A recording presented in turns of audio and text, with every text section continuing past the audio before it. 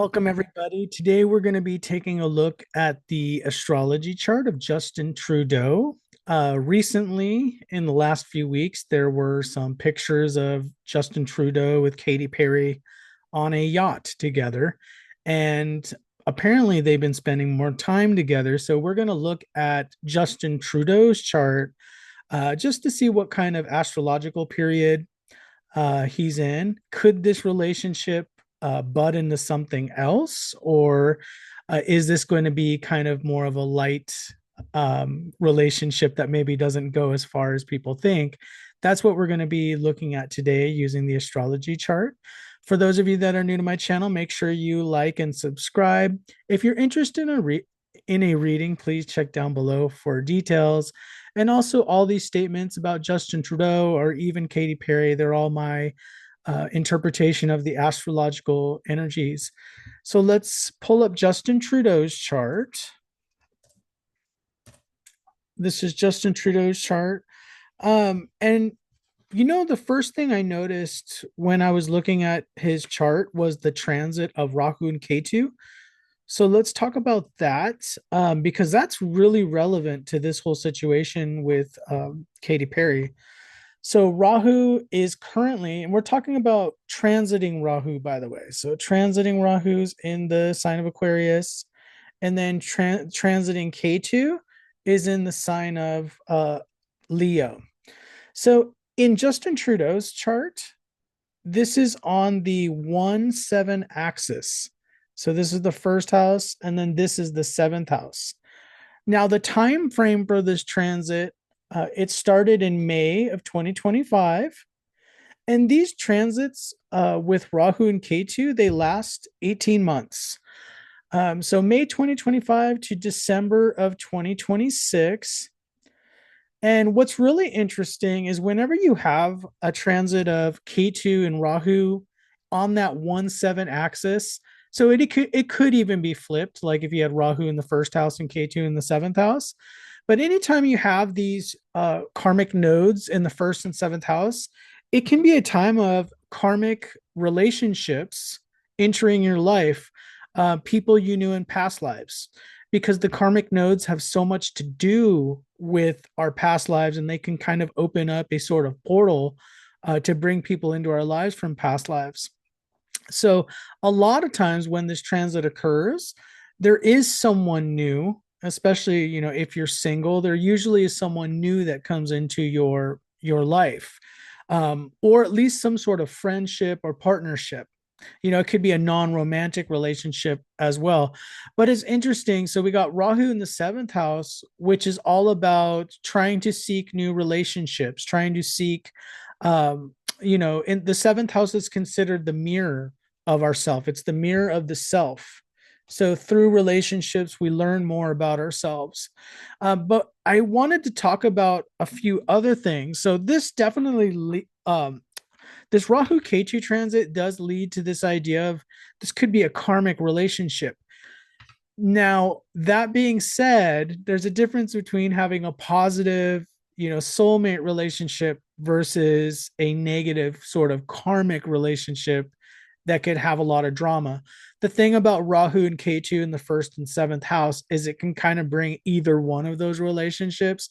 So it could bring in, a kind of more negative relationship as well. But just that transit alone is not really going to give us enough information to really say, okay, do we really know what's going on with this relationship? But that definitely lends to the idea that this could be something serious. Let's talk about a few other factors here.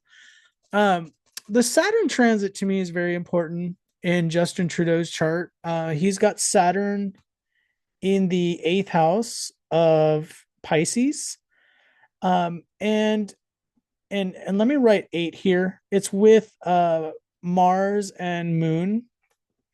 And by the way, I draw these transiting planets on because all these planets that you see are the natal planets, just for any viewers that are new. So transiting Saturn is in the eighth house from March. That's March of 2020, 2025, all the way to the end of 2027. Okay. So typically Saturn stays in a sign for 2.3 years, but this time it's going to be a little longer than the 2.3 years. Actually, I think it's February of 2028. Um, February of 2028. I'm sorry, because this transit's a little longer. It's almost 3 years because there is some retrograde motions that happen. So February of 2028. It's almost 3 years long. Um, Now this is interesting because when Saturn entered the eighth house in March of 2025, this is when he resigned from being Prime Minister of Canada. And so this is a kind of an interesting transit. The eighth house is kind of a shocking planet. It's like when there's something really, if you want to think about it like an emotional catastrophe or some sort of situation where there's some sort of shock, and then Saturn's there, like kind of smoothing things over in a way. So this kind of lends to the idea that this resignation could have been a very emotional kind of shock. Okay. And he's in this transition period for the next almost 3 years of kind of adjusting to this new life of just being, hey, now he's just Justin Trudeau, the regular human, not the prime minister. He's trying to adjust to normal life. But the thing about Saturn when it's in the eighth house is Saturn resist change. So resist. Okay. So at the very least, with Saturn in the eighth house, there's a resistance to things like commitment. There could be like a resistance to maybe commit, a resistance to kind of move on too fast from this. And it could be, and by the way, it might not just be this whole thing with the prime minister thing, even though that's very central to this, but it also could be, I know he got divorced to his previous wife in 2023, so that's relatively recent.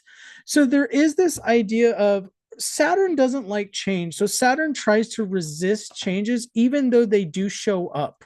Okay. So, for example, the relationship, that's one aspect of this change. The other aspect of this change can be Justin Trudeau going to normal kind of civilian life. Okay, so there's a lot of resistance there. It's taking him a lot to try to process. Okay, what am I going to do with my life now? What's the new direction? Now he will find a new direction, especially by the end of this transit. Don't get me wrong, he will find a new direction, but there's this kind of there's a feeling of being stuck when Saturn's in the eighth house. It's usually like you don't quite know what your new direction is. And this can even apply with relationships, especially considering that Saturn is the seventh lord. So there could be this idea that, okay, I'm in this relationship with, and I'm pretending I'm Justin Trudeau. Okay, I'm in this relationship with Katy Perry. Okay, so what do we do with this? Okay, I'm kind of resisting trying to get it serious. So there's a resistance to be serious. I know that I read in some of the headlines that it was kind of like they wanted to keep it private. It might actually stay that way. It might stay more in the private sphere. Like we really don't want to make this a big deal kind of thing. Saturn in the eighth house is all about camouflage as well. Camouflage, kind of keeping things secret, under wraps. So we might not hear, if there even was a commitment, we might not hear about it. So let's say they decide they want to be exclusive. Well, we might not hear about it. The time that we would hear about it would be more likely towards the end of the transit, which would be early 2028 if this relationship does get to that point. Okay.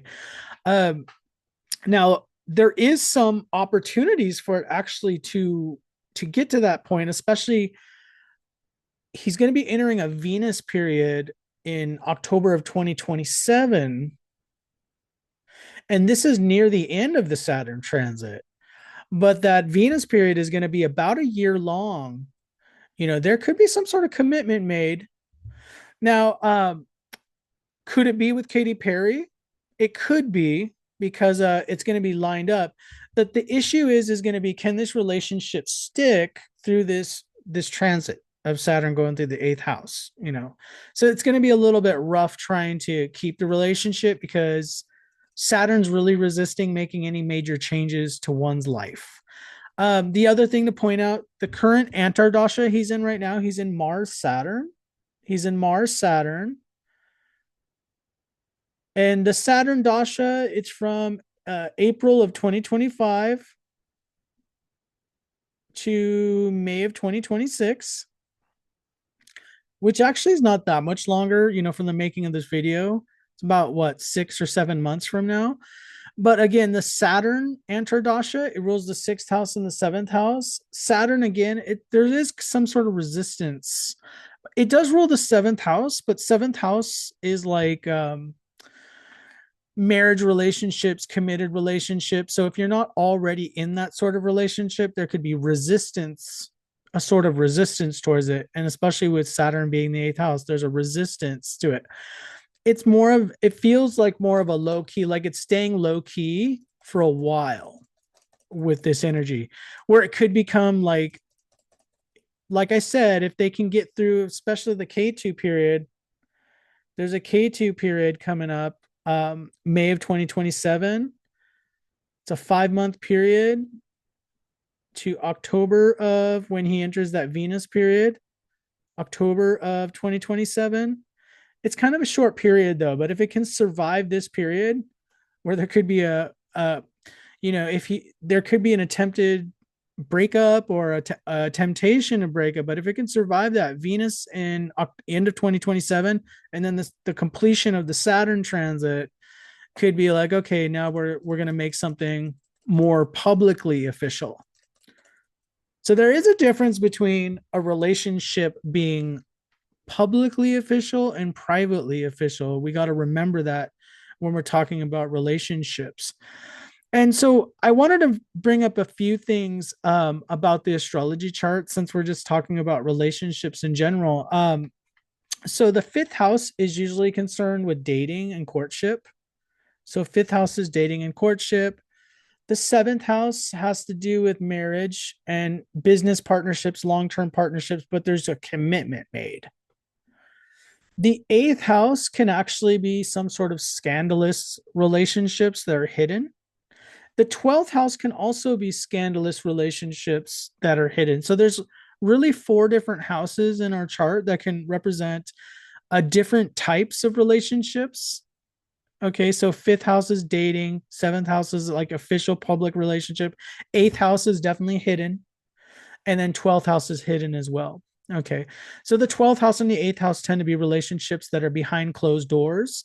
And because Saturn is in the 8th house, remember, all the way till February of 2028, it lends to this idea of, hey, and this might be his attitude. He might be like, well, I've been having a lot of drama the last few years, the resignation, high profile divorce. Why don't we just keep this on the down low, because I really don't want all this scrutiny right now. So if the relationship continues during the Saturn transit, it's definitely going to continue to be a private relationship where there's probably going to be a lot of speculation as to what's going on for the near future. So I see it kind of being locked in that state for a couple of years. I don't see any serious big moves as far as getting public with this and make it into a larger relationship. He's really going through a time of transition and change from his old life. So, his old marriage that ended in 2023.